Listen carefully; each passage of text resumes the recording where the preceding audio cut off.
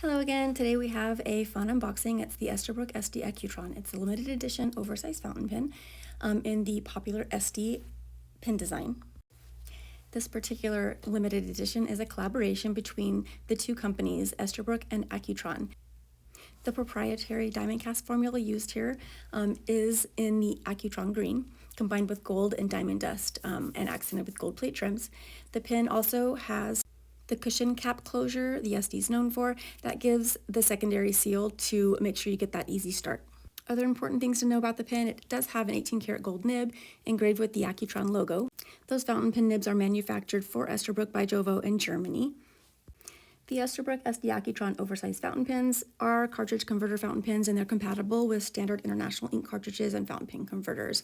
Although you do get your Esterbrook branded converter included in the pen, and you saw during the unboxing that they also include an ink cartridge for you if you prefer using a cartridge. The limited edition Estie Accutron is limited to 100 pens worldwide, and each pen is numbered on the back of the cap with the Accutron name there on the front of the cap. If you want more information about the Estie Accutron collaboration, visit pinchly.com.